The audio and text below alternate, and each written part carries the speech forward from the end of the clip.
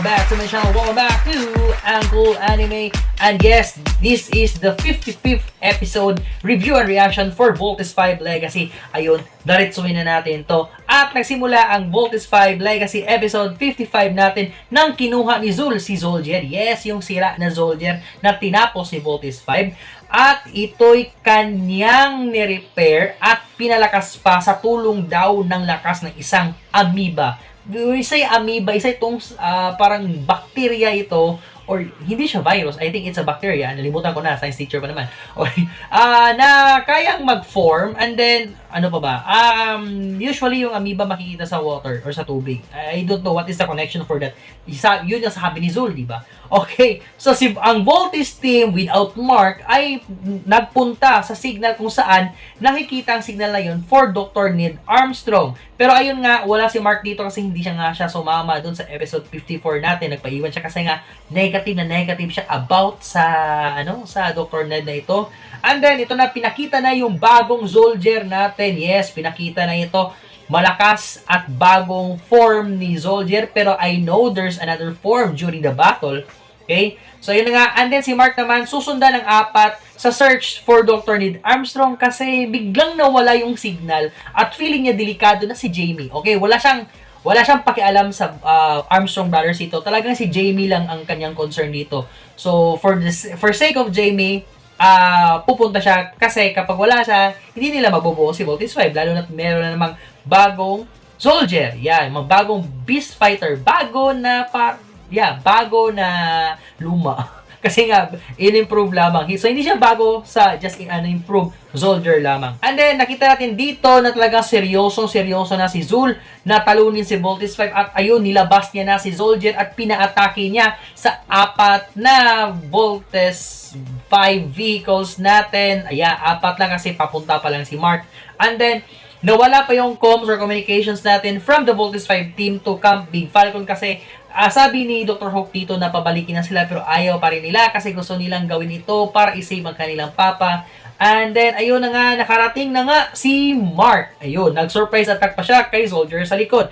Yung aerial bombs niya. Okay. So, and then, nag-volt in na sila at pagtatapos ng volt in, isang volt kick or voltage kick agad na pina-welcome niya kay Zolger. At ayun, bardagula na sila ng nag-ibang anyo si Zolger. Yes, nag-ibang anyo siya. Ito siguro yung parang kapangyarihan ng amoeba. Yeah, para na siyang tikbalang, sabi dito ni Big Bird. Kasi nag-form na yung kabayo niya is parang pumasok or nag-isa silang dalawa. Sa baba na part is parang kabayo yung form. Pero hindi naman siya mahaba. Parang humanoid form pa rin. Pero yung form ng paa niya is parang patiko. Yeah, parang ganun. Parang sa kabayo. Especially sa likod na part ng kabayo. Okay? And then, tinamaan si Voltes 5 ng mga spikes na mula kay Zolger dito. Spikes na form sa lance niya ng mga old form ng lance niya. Ano yan? Tinamaan siya sa may kamay, sa braso, sa tiyan, sa paa. Ayun, at natumba si Voltes 5 at napin down siya doon sa lupa. And then, nag-compromise ang kanyang movement at hindi sila makagalaw dito. And then, napunta tayo doon kay Zardos, which is nagulantang sila nang nalaman nila na ang sira nila na Beast Fighter ay muling gumagalaw at nilalabanan at tinalampasok si Voltes 5. At nasabi nila dito ni Zardos na dapat na makita si Zul kasi alam niya na parang may kutob na talaga siya na si Zul ang may pakana ng lahat ng ito. Sinapakapakan lamang ni Zolger si Voltes 5 which while nakapin down siya sa lupa at ayun na nga, hindi na makagalaw si Voltes 5 dito at ang tanging armas na pwedeng ma-recommend dito ni Big Bird ay ang kanyang Ultra Electromagnetic Beam. Kasi yan, I think that's the only weapon na hindi pa kayang tapakan doon ni Zolger kasi nasa dibdib lang naman ni Voltes 5 yun, di ba? Okay, and then, ayun na nga, natira ito ni Voltes 5 at tumulapon si Zolger dito at nakawala si Voltes 5 nang ipalagay lahat ni Mark ang kapangyarihan or puwersa ni Voltes 5 sa kamay para ito'y makawala sa mga spikes na ibinaon ni Zolger dito. At ayun, nakita pa natin na nagkaroon pa ng parang boxing style at Muay Thai na datingan si Voltes 5 dito which is nag-cross counter siya. After that cross counter is an uppercut and then isang super sipa ni Voltes 5 na nagpatumba kay Zolger at nilabas agad-agad ang laser sword at winasak si Zolger dito.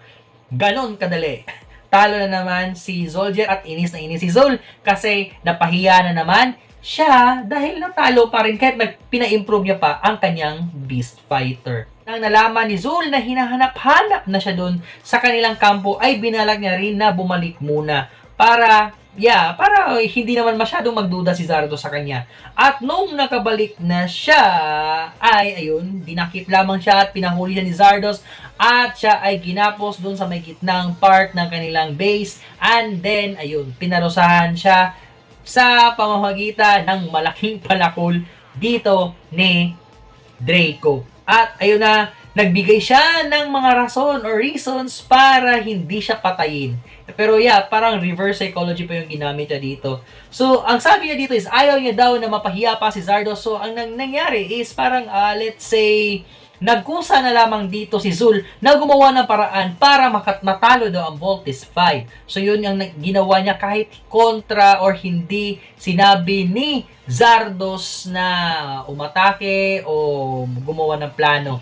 So, lahat ng ginawa niya daw na ganon ay para kay Zardos. So, napakagaling naman ng kuba na to, okay? So, dahil sa sinabi ni Zul, ay pinatawad siya ni Zardos dito at pinakawalan siya. Pero I know na merong ipapagawa si Zardos sa kanya, isang matinding sakripisyo na gagawin niya para kay Zardos, okay? So, ayun, pinatawad nga siya ni Zardos at ayun, nakatakas sa mitsang kamatayan si Zul dito. And then, Zul, galit na hindi daw makakalimutan kung anong ginawa sa kanya dito ni Zardos, ni Zandra, at ni Draco, at siya ay maghihiganti. So, ano kayang gagawin dito ni Zul? Pagdududahan pa kaya siya ni Zardos, ni Zandra, ni Draco? I know, Draco, malaki yung duda niya kay Zul dito, okay? Hindi nakita ng Armstrong Brothers yung kanilang papa dito kasi, ayun, nag-counter yung Beast Fighter natin at nawala yung signal na sana nandun lamang sa isla na yun or sa lunggan ni Zul sa part na yun ng Terra Air 2. Pero, ayun nga, hindi nila nakuha or na-save ang papa nila pero at least natalo nila yung Beast Fighter. And still mabilis yung pangyayari sa Beast Fighter. Pero I enjoyed the CGI fight of these two. The Voltes 5 and Zolger dito. Isang kakaibang kapangyarihan ni Zolger ang pinakita dito. And then si Zul naman, malaking improvement sa kanyang karakter. Hindi na lang siya parang side character na nagjo-joke lamang kasi nga si AP Kizon yung nagdadala ng character dito ni Zul na parang joke na lang lahat. Pero dito makikita natin yung improvement at development ng character dito ni Zul na there is something kay Zul na alam natin sa anime na talagang si Zul is isang traitor. Talagang meron siyang binabalak at galit siya kay Zardos. At tanging ang loyalty niya ay nandun kay Zambujil. So, ayun, makikita natin ito sa mga susunod pa na episodes ng Voltes 5 Legacy. So, I know this is the 55th and I think this will be the end of the individual episodes natin, and the next time we will have 5 episodes in one video, and that's what I plan. Sana magawa ko nga. And then mas ilalagay ko na lang yung mga importanteng detalye dito para sa ating Voltes 5 Legacy reaction and review natin para mahabol ko ang latest na episode natin. So, tag 5 episodes siguro para mahabol ko hanggang sa 75th, and then let's go back to the individual episodes hanggang puntahan ko yung pinaka-latest natin. Sana. Okay? So, salamat sa lahat ng mga nanonood at sa mga manunood pa, sa mga nag-subscribe at sa mga magsasubscribe pa. Thank you so much guys. Sa mga nagla-like din dyan, nagko-comment, thank you so much.